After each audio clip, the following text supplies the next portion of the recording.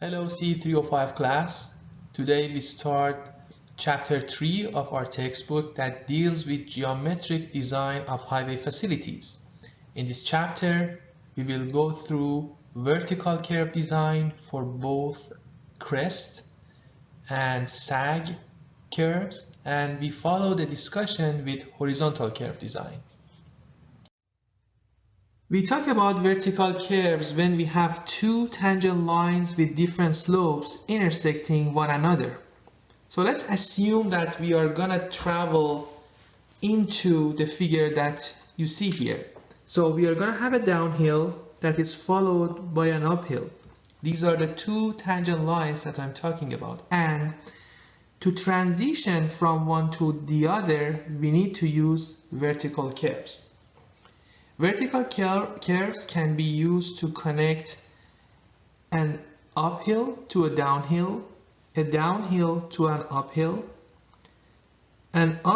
to another one, and a downhill to another downhill. And for all of these transitions, we use vertical curves. What is important to keep in mind is that we always have a side view of the highway system when we talk about vertical curves. So if we go to the next slide, you can see that if you look from the side to this vertical alignment, you're going to see something like what I just showed with a red circle on this slide. So if the traffic goes from left to right, we first have a downgrade here, and this is the first tangent, and it is followed up by a curved section, and then we have an upgrade on the tangent. The length of the curve is shown by L, and L is the distance between the point where the curvature starts, or point of vertical curvature, and the point when the curvature ends, or in other words, the point that the tangent starts, or point of vertical tangent. The point that extension of these two tangents intersect is called point of vertical intersection, and the angle that is shown as A is the difference between the angles of the two grades.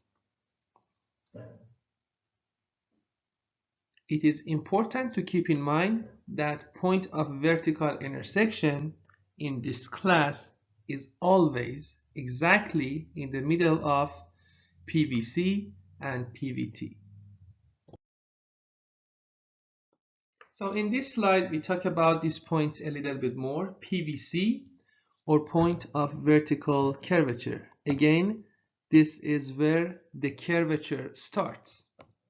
PVI, or point of vertical intersection, is where the extensions of the first and second tangent intersect.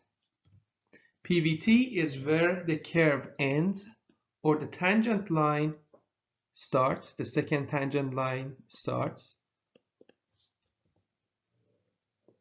And the curve positioning and lengths are referenced in stations, and each station represents either 1,000 meters or 100 feet. So if we have a point that is located at 1,1258.5 feet, if you want to show that in stations, you just divide it by 100, and rather than writing 12 point something, you would write 12 plus 58.5. So G1 is the slope of the initial grade or tangent. G2 is the slope of final grade, and the difference, or the absolute value of the difference between the two, is called A, as shown on this graph.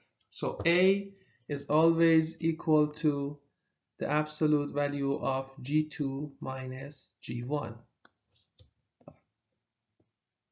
L is the length of the vertical curve, and it is measured in a horizontal plane. So what you need to keep in mind is that L is not along the curve. If you put a measuring tape on a vertical curve and you measure it from PVC to PVT, that is not going to be equal to L. It's going to be longer.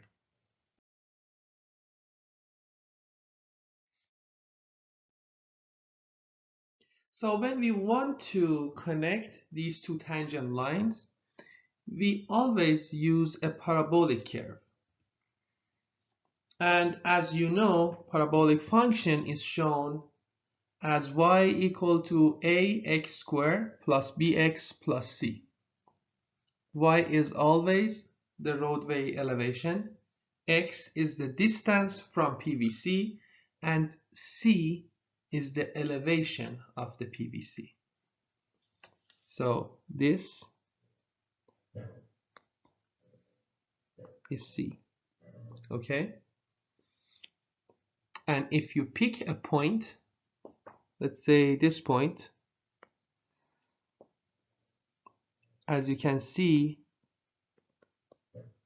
y is given as that elevation and x is given as this horizontal distance. Our curves are always equal length tangent. What that means is that PVI is exactly in the middle of PVC and PVT. What you need to keep in mind is that the highest or lowest point of the curve is not necessarily in the middle of PVT and PVC. That's one of the common mistakes that I see on the exams.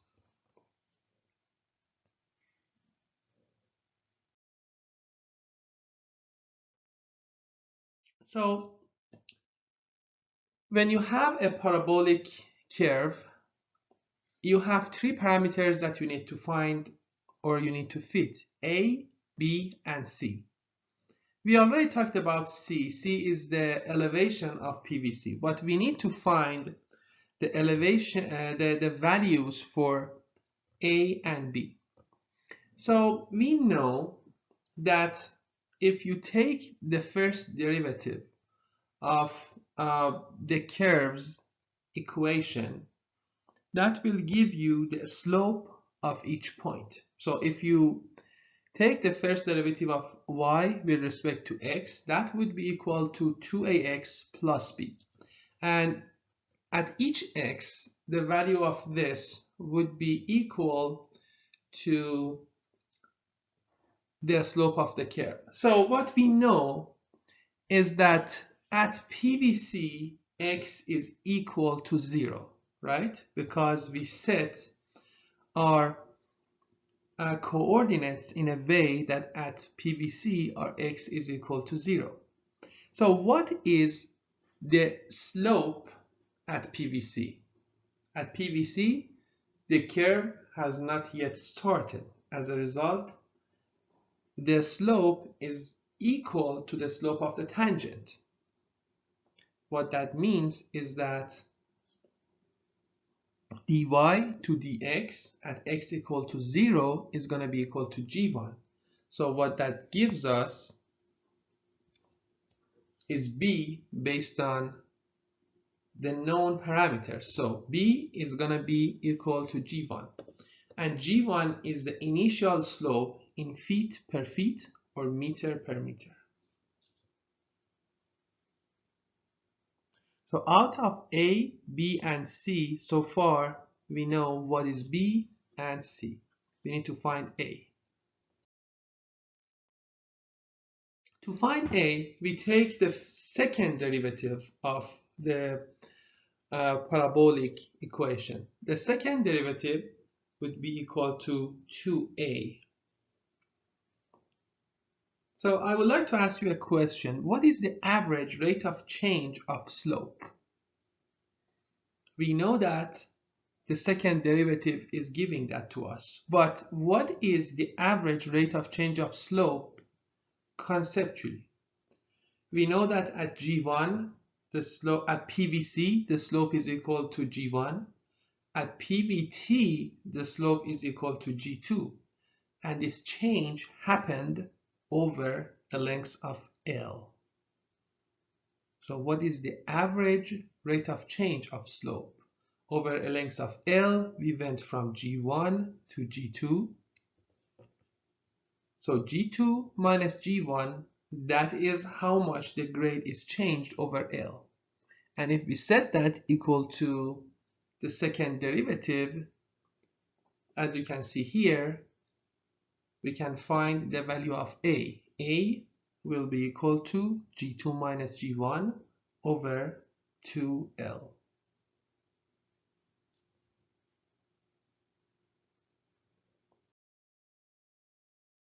So here is an example that I would like everyone to try to solve. I'm gonna go through the example and then I would ask everyone to pause the video for a few minutes, grab a piece of paper and try to solve the example on your own without looking at the answer, and then we will go through the answer together. So what we have is that we have a 600 feet equal tangent sag vertical curve. The length is 600 feet. And this curve has a PVC that is stationed at 170 plus 0, and its elevation is 1,000 feet. G1 is equal to negative 3.5. G2 is equal to 0.5%. Determine the stationing and elevation of the PVI, PVT, and the lowest point on the curve. So what I would like to ask everyone here is to pause the video and try to solve this problem on your own and then continue with the video.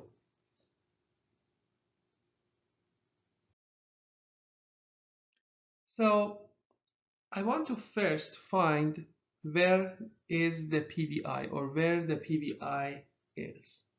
So PVI is the point of vertical intersection. We have an equal tangent curve, so we know that PVI is L over 2 feet to the right of the PVC. We have the station of PVC. We know L is 600 feet. So what we just need to do is to add the station of PVC in feet to 300 feet. So the station is 170 plus 0. If we convert that to feet, we just multiply that by 100. So 170 multiplied by 100 would be 17,000. We add 300 to that. So the station would be at 170 plus 0. Now we want to find the station of PVT. We know that PVT is again L over 2 feet to the right of PVI. So you can either add 300 feet to the station of PVI, or we know that PVT is L feet after the PVC. So that's another way to find it. So that's what we have done here. PVT is equal to PVC station plus 600 feet. Again, 17,000 plus 600, which is going to be equal to 176 plus 00 stations.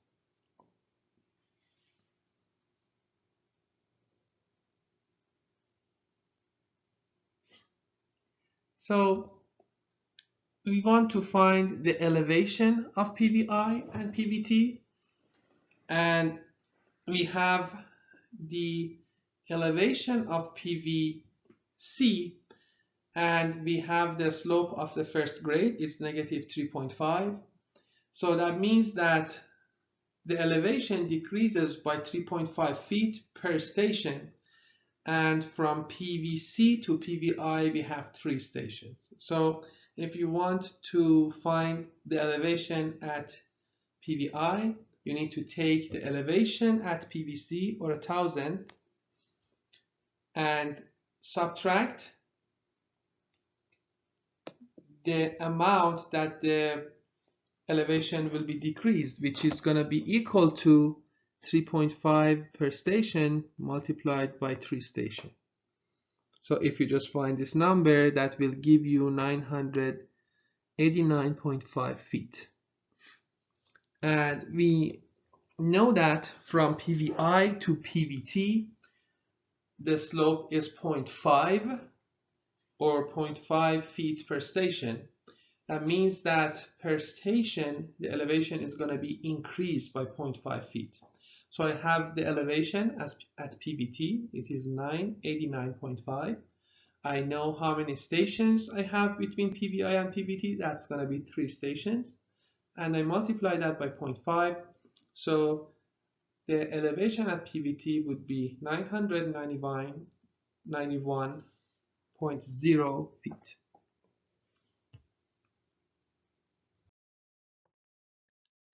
The question also asks us about finding the location of the lowest point on the curve, and that means what is the x and y of the lowest point on the curve.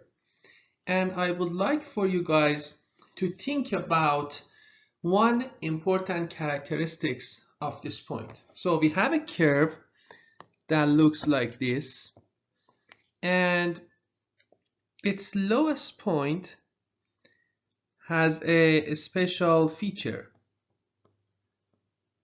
What is the special feature of this point? Well, if we were in the class, I would say I will give a bonus point to anyone who answers this point, but unfortunately we are not. So the special feature of this point is that its slope is 0. As a result, if we want to find the location of this point, we can take the first derivative and set it equal to 0 and find the x of this point. So if we take the first derivative of ax squared plus bx plus c, what we'll have is 2ax plus b, and we will set this equal to 0. We already know that b is equal to g1. g1 is equal to negative 3.5. A is equal to g2 minus g1 over 2L. And keep in mind that g1 and g2 are in percent and L is in station. So g2 is equal to 0.5 minus negative 3.5 over 2 times 6. That gives a value of 0.333 for A. Now, if you put these values in 2ax plus b equal to 0 equation, what you would have is this equation that you can see on the board or on your screen. So 2 multiplied by 0.333 multiplied by x plus negative 3.5 is equal to 0. If you solve that, it's going to give you x equal to 5.25 stations. What I would like for everyone to keep in mind is that x is in stations, g1 and g2 are in percent, L is in station, and y is in feet. So if you have x, you can put it in the equation for the parabolic curve, and you can find the elevation of the lowest point.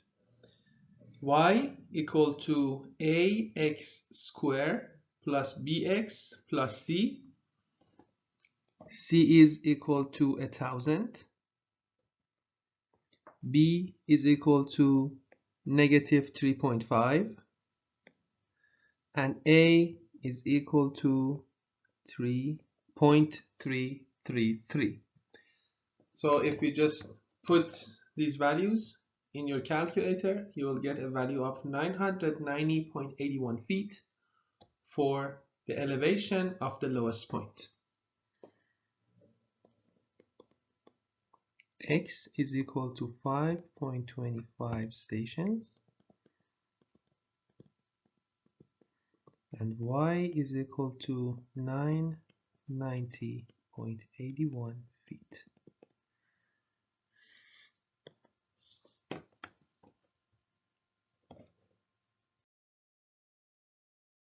The next topic that I would like to discuss in this video is the topic of offsets. Offsets are defined as the vertical distance between the initial tangent and the curve. We show them with capital Y, and you can see that in the graph they start from the curve and they go up to the initial tangent. We don't care about the secondary tangent. We always care or look at the distance between the curve and the extension of G1 as shown by dashed line on this curve. For an equal tangent parabola, capital Y is equal to A over 200L times x squared. In this equation, Y is equal to the offset at any distance x from the PVC. We have previously defined A and L, and from the figure we can find out that the offset at point M is equal to AL over 800. This is the offset at the curve midpoint. Offset at the end of the curve is equal to AL over 200. This is called Y sub F. What I would like to do here is to derive the equation that we have for capital Y based on the parabolic equation that we have for the curve. So we know that small y is equal to ax squared plus bx plus c. Just for the sake of simplicity, let's assume here that we have aligned the coordinates so that c is equal to 0. What that means is that the coordinate, the y and x axis, both of them are going through PVC or point of vertical curvature. So if I want to find an equation for y, I need to know what its value, and based on the figure that you have here, we can see that y or capital Y is equal to t minus small y. So what I need to do is to find what is t, what is y, subtract the two, and then I have an expression for capital Y. So in this figure you can see that t over x is equal to the tangent to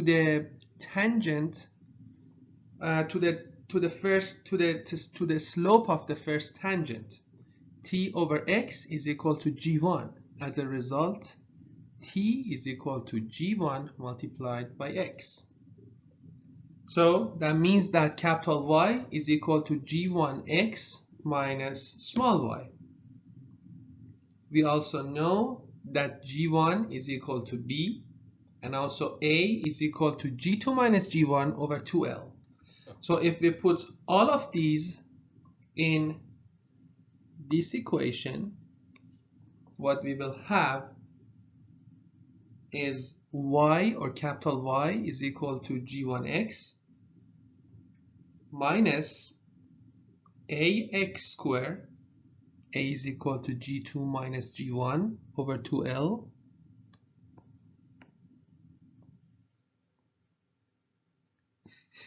plus bx this is B, plus C, which is 0. So Y, or capital Y, is equal to G1x minus G2 minus G1 over 2L times x squared plus G1x.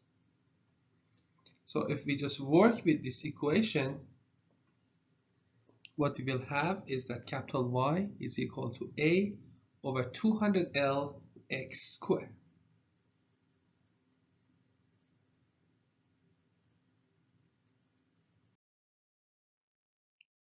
The next concept that we will talk about it in today's class is the k-value concept.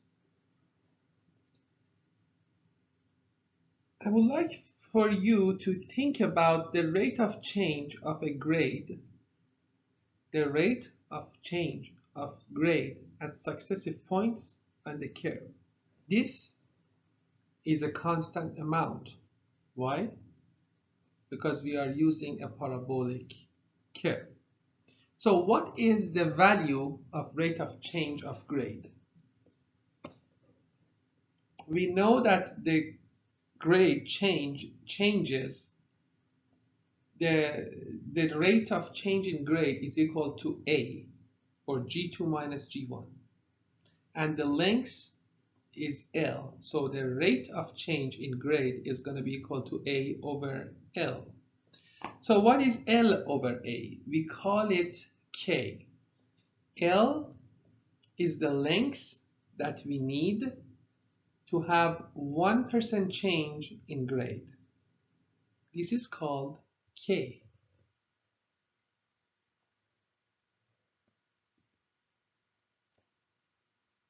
In other words, K is the horizontal distance that is required to achieve a 1% change in our gradient. I would like to use the k-value concept to simplify our procedure to find the location of high or low point. So far, if we want to do that, we are going to take the first derivative of the parabolic curve, set it equal to 0, and then find x. But k-value is going to significantly simplify this process. So how much change in curvature is required to go from PBC to high or low point? We know that the curvature or the slope at high or low point is 0. The slope at PBC is equal to G1. So the amount of change in curvature would be G1 minus 0, or absolute value of G1. So that's how much change in curvature we are going to have. And if we use the k-value concept, we can find the location, or x, of the low or high point. Let's think about the definition of k once again. K is the length that is required to have 1% change in the curvature. Length that is required for 1% change. If we know that we are going to have G1 percentage of change, the location would be G1 multiplied by K. And that's how you can find the location of your low or high point.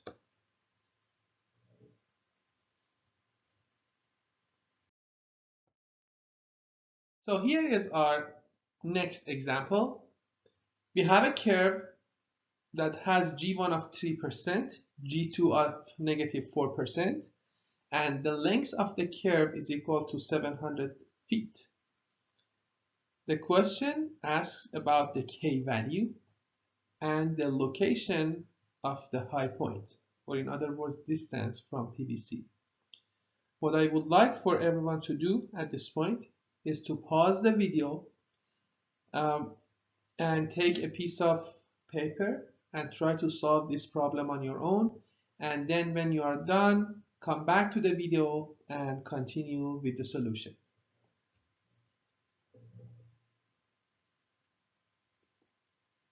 So the first thing that we need to do here is to find K. K is equal to L over A. L is 700 feet. A is the absolute value of G1 minus G2. So we have 700 feet divided by 3 minus -4, or 700 divided by 7. That's going to give us 100 feet value for K. To find the location of the high point, what we just need to do is to multiply K by G1, or 100 by 3, which is going to give us a value of 300 for X.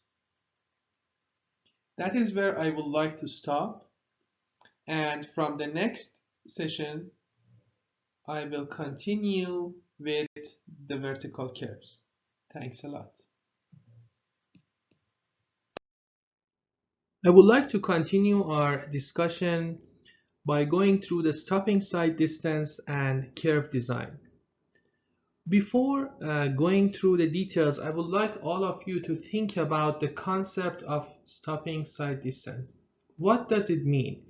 That's the distance that you need to see so that if there is an object at the end of that distance, you have enough time to react and bring your car to stop without hitting the object.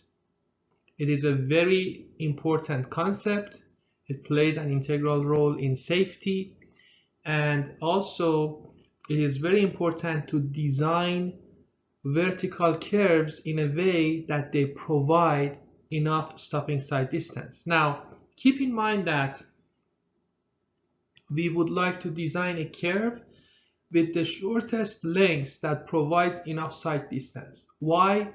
Because construction of a curve is expensive, and we always want to minimize that parabolic length of the curve, and we want to go with just tangent lines. So what we as engineers do is that we try to minimize that curve distance so that still it provides the drivers with enough side distance.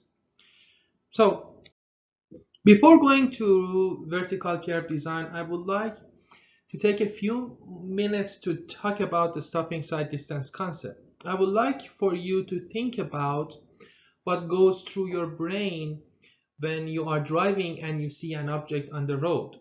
The brain takes some time to analyze the situation, to come to the realization that there is an object on the road and I need to do something. Then it commands your foot to push on the brake, and at that moment your car is gonna start to reduce its speed. And then it takes some time for your car to go from in its initial speed to a speed of 0. Now, the time that your brain takes to think and analyze the situation is called reaction time. In this equation, we show that with dr. What do you think this reaction time is if you are driving outside of cities? That is on average around 2.5 seconds. That's a lot of time for seeing something and not reacting to it, and just driving with your speed of 60 miles per hour or whatever speed that you are driving. In the city, it is much lower. It is less than 1 second. But the design value that we use on rural areas is 2.5 seconds. Now, that means that for this TR, you can use a value of 2.5 if you are on rural roadways and just multiply it by the speed of the car, initial speed of the car, which is V1. So if the car was going at 65 miles per hour, you just multiply that by 2.5 seconds. And also, as you should remember, always you should account for the units. Now, the other part of this equation, or the part that includes D, is the distance that you're going to travel with your car and you are reducing the speed. This is the distance that you travel right after pressing the brake pedal and starting reducing your speed. So again, V1 is the initial speed.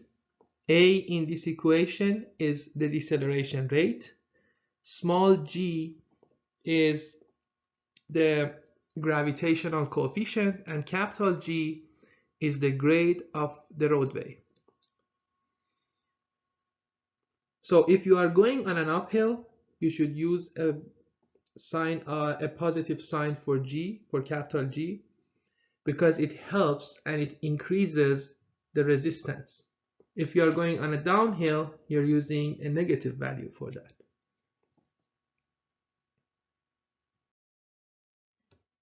Now, I would like you to go through this equation, to this example that I have here. This is example 2.12 from the book. We have two drivers, each with a reaction time of 2.5 seconds.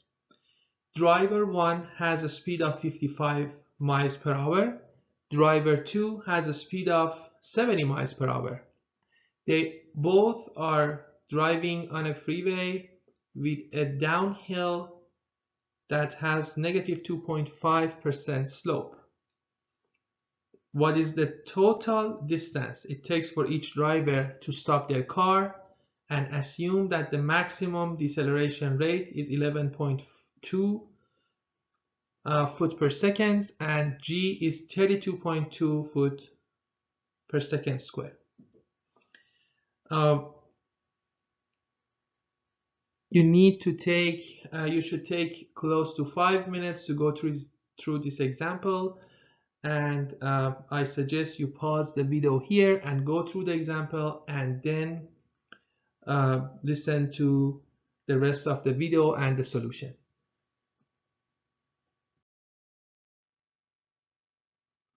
So for going through the solution, you need to keep in mind that, again, the stopping side distance has two components: the reaction time or the distance that is traveled when a driver is reacting, and also the distance that is traveled while the car is reducing its speed. So for driver 1, the time that is traveled while the car is reducing its speed is found using the equation that you see here. Initial speed squared divided by 2g in A over G plus or minus capital G. Now, what I would like to highlight here is the conversion of the units. So here I want to find the distance in feet. So the initial speed is in miles per hour. The initial speed was 55 miles per hour. To convert miles per hour to feet per second, you need to multiply it by 5280 and divide it by 3600. So that's what I have done. So really this part is to convert the unit.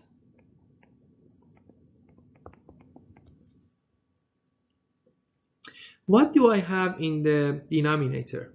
2 multiplied by G, or gravitational coefficient, that is 32.2. That is multiplied by the maximum deceleration rate, which is 11.2 feet per square second, and this was given to us. And that is again divided by G and then minus the slope of the roadway. So the slope was 2.5%, or 0.025 as should be used in this equation. We are using the negative sign because the slope was downhill, and actually it's not going to help us to stop the car. So if you put everything in the equation, the first component of stopping side distance would be 312.99 feet. The second part, which is the distance that is traveled while the driver is comprehending the situation and making a decision, is found by using this equation. So V1 is the initial speed, T is 2.5 seconds. Now again, keep in mind that first of all, I want to get this distance in feet. I could go with miles. That's perfectly fine. But here I just wanted to go with feet.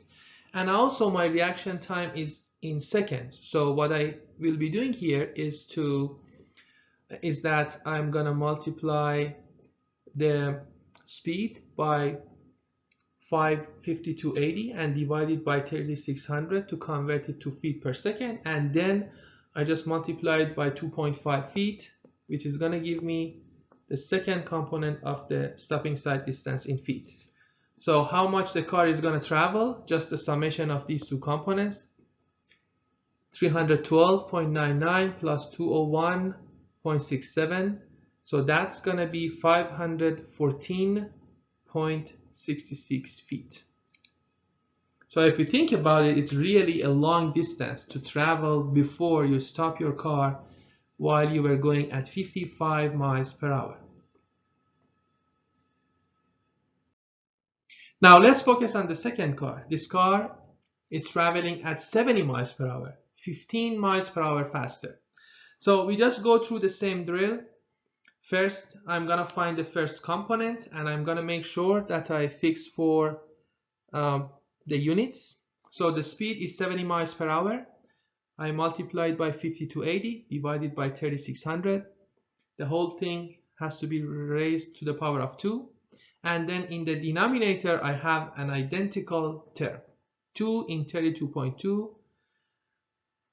And that is multiplied in 11.2 over 32.2 minus 0.025. That is giving me a distance of 507 feet, more than 500 feet. So this is already pretty much the same distance, but that's just the first component.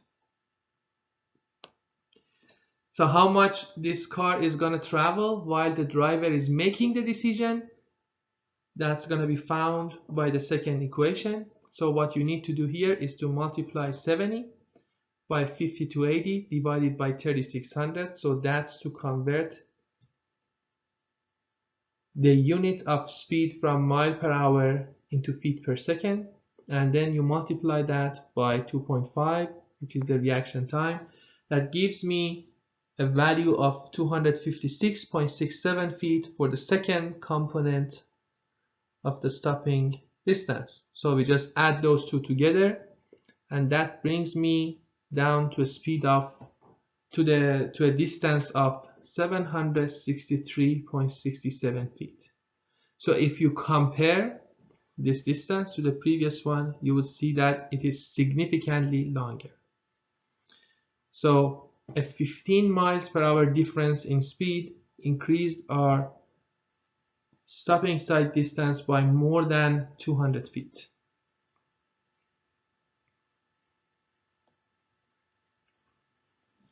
So here is the difference between the two. 763.67 minus 514.66 is gonna be almost 250 feet. So what I would like for you to keep in mind when you are driving is that if you are going 10 miles per hour or 15 miles per hour more than the design speed, you are really making a big risk. So always try to go with a speed that you feel safe, and also the road is designed for that. Okay. Now I want to go through this table. This is table 3.1 of the book. So what really you see here is the stopping side distance, the exact value that is calculated, and the design value that AASHTO, or American Association of State Highway and Transportation Officials, suggest for design for a design value for stopping side distance. So the design speed is given in increments of 5 in this column. So you can see that it goes from 15 miles per hour to 20 all the way up to 80 miles per hour. So the next two columns are different components of the stopping side distance. You see brake reaction distance. So this is really the DR part, that distance that is traveled while the driver is making the decision. And then there is the brake distance on level. So this table is calculated when you are driving on a level train. And then the next column, or the one that says calculated, is really the summation of the two previous columns, and the last column pretty much rounds the finding to the nearest 5 mile per hour increment. So if your design speed is 65 miles per hour, the distance that's going to be traveled while the driver is going to make a decision is almost 240 feet. Another 405 feet is being traveled while the car is coming to a stop. That means that the total distance that is traveled is 644.4 feet, and the value that should be used for design is 645 feet. If we increase the speed from 65 to 80, you can see that the design value would go up to 910 feet. It's a significant increase. And again, keep in mind that this table is designed for level terrain when the grade is 0. In the assumption, the maximum deceleration rate, in the calculations, the maximum deceleration rate is 11.2 foot per second, and the reaction time is assumed to be 2.5 seconds.